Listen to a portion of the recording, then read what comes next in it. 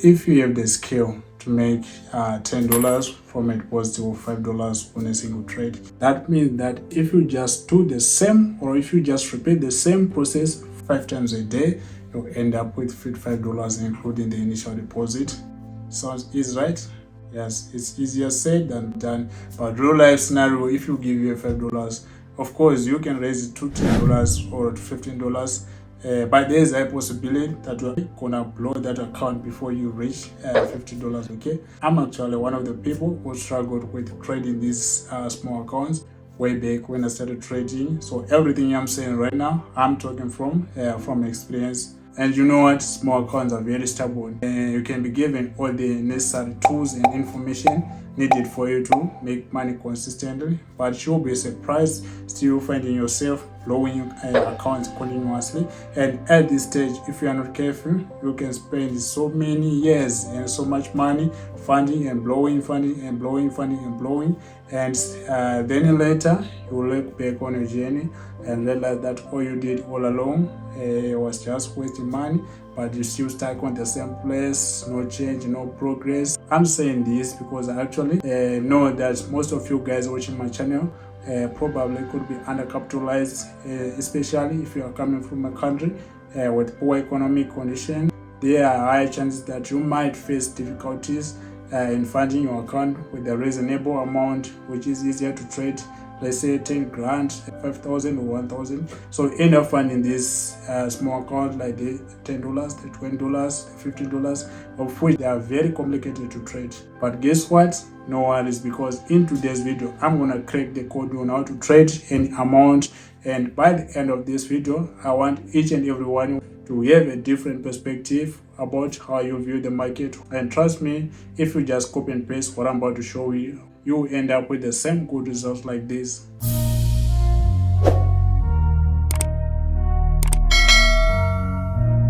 Alright guys, so this is the setup which I took my first trade on a $5 account. Okay, so I just want to do a quick analysis showing you how exactly you can do the same on your account, because it doesn't make sense for me to show you blue profits without showing you how exactly you can do it. That's flexing. Okay, that's flexing, and it will not help you anymore. So I just want to do something which can improve your trading performance, which can make you make money. At the end, it feels good when the whole team is winning. Okay, so let's slide deep into further explanation. So right, say every time when I want to take a trade, or when I want to take an entry using this BOR, remember it is all based on how the candlesticks are being formed. Okay, so first of all, you have to check, or you have to analyze how the candlestick were being formed on the past history, and that will determine how the market is going to do in the future. Okay, remember, history will keep on repeating itself. So if the market made this candlestick right here, there is a possibility that as soon as it's approaching the same level, it's gonna do the same. Okay, so right now let's analyze and see what happened on the previous history. So we want to take, let's assume that we want to take our entry right here. So we're going to use this previous support as our reference. Let us start right here. You see the markets was going down nicely, and the momentum was high right here. And you know, after closing right here, we see that our candlestick was formed right here, opened right here, and then it went all the way down, which means that this candlestick had high momentum. Okay, but as soon as it reached this level right here, it bounced and then it left a long tail. This shows that there was rejection. Okay, this shows that this level is very strong, because the market failed to break below this level. It bounced and then it closed on the half of the candlestick. Okay, another one candlestick was formed with a long tail, which means that the market was forcing the price to go down. Okay, this candlestick failed to break below this level. That's why you see that it bonds on the same level with the one which have our rejection. Okay, but this is to our time frame. That means that if we switch to 30 minutes or to 15 minutes time frame, this will be a reversal pattern. Okay, this will be a double bottom. So after bouncing right here, it started going up, and then it started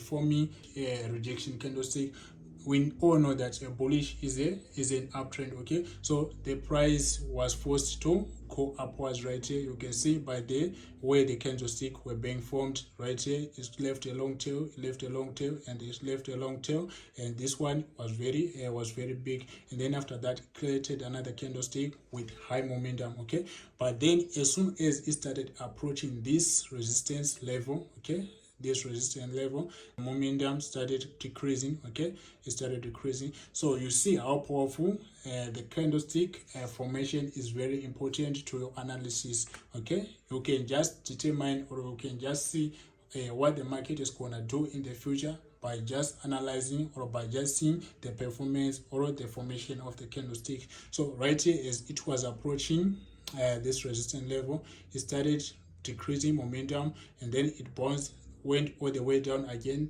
tested the previous level with which had rejection candlestick. So if you are a pattern trader, you can see that something was formed right here.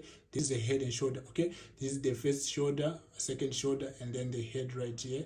And then after that, a head and shoulder is a reversal pattern which shows trend change from downtrend to uptrend. So right here, this was inverted, which means that it was a signal for the market to change direction from bearish to bullish. Okay, all right, so before we take a look on right here, I want to take a trace on how exactly, what was the reason behind me putting this trend line. So first right here, there was a candlestick with long tail, which was rejection. So this was the first peak. You know, a trend line is considered being valid if it connects first 2 points. Okay, so this was the first, this was the second. So if it bonds, or if it connected these 2 points, there's a possibility that another point is gonna be formed, or it's gonna bounce right here on the trend line. Okay, because history will keep on repeating itself. Okay, so right here we had 3 points, the first, second, and then the third. This one was a breakout and a retest on the trend line. Okay, so we're anticipating another trend line bounce, or a breakout and a retest, like what happened right here. So since this level shows rejection, or this level is support, there's a probability that it's gonna bounce on the same level and then keeps on going up.